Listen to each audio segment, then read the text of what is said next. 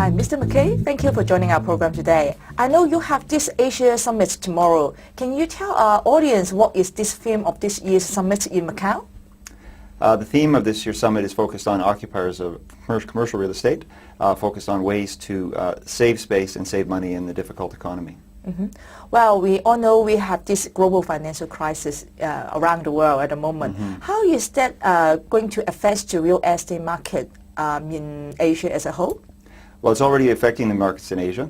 So it's a difficult time for everybody. The good thing about Asia, I would say, though, is that there's a good balance between supply of space and the demand of space. Asia is still an area that's important to big companies, although the big companies all across the world, of course, are cutting back. So it's affecting Asia. I want to focus on the Hong Kong market. How badly is that the financial crisis affect the commercial real estate market in Hong Kong? Well, it's had a very significant impact starting in the middle of last year. We have seen rents already come down approximately 30%. We're expecting that the commercial rents will continue to come down throughout this year, perhaps by another 20%. So it's becoming a different market than it was before. Currently, it's more of, I would say, an on-balance market between supply and demand, coming out of a long period of time where it was really a landlord's market. Well, as this summit is going to be held in Macau, I would like to raise a question in Macau. So how is that the financial crisis also affect the Macau market? But actually, it's more a casino, entertainment business rather than the office and commercial real estate, isn't it? That's right. That's right. There's not a big office market there. It's predominantly the hospitality sector, the casino sector, and it's having a big impact there. The residential market in particular suffered a lot. The casino projects have been slowed down a lot. Prospects are extremely strong, in my opinion, for Macau long term, but in the short term it's a particularly difficult time. So typically, what factor affects the rental level of the commercial real estate? It's classic supply and demand. So the amount of new buildings coming into the market over a period of time as compared to the amount of demand. So if you look at a market like Hong Kong right now, we're coming out of a period where there's not very many office buildings being built.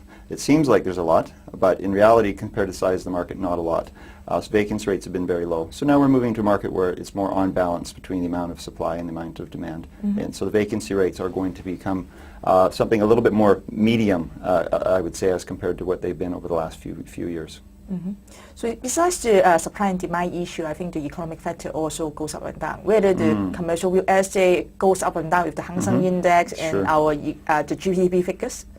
There is some correlation. There's not a direct correlation, but certainly if you track the Hang Seng over the last 15 years and you track the commercial real estate market and the residential market, there's quite a high degree of correlation. So I expect that as the general market improves, as the Hang Seng starts to go back up, eventually the commercial real estate market will improve. So there is some correlation.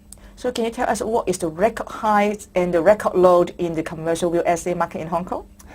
Certainly. Well, we're just coming out of a period where we've had record high. If you look at some of the best buildings in Central, we recorded rents almost as high as 200 Hong Kong per square foot, which is very high rent, certainly for Hong Kong in terms of record rents and internationally. And that's coming out of a long period of uptick from the bottom of SARS, mid-2003, where we would have seen rents as low as 15 or 20 Hong Kong per square foot for similar buildings right in the bottom of the market during SARS.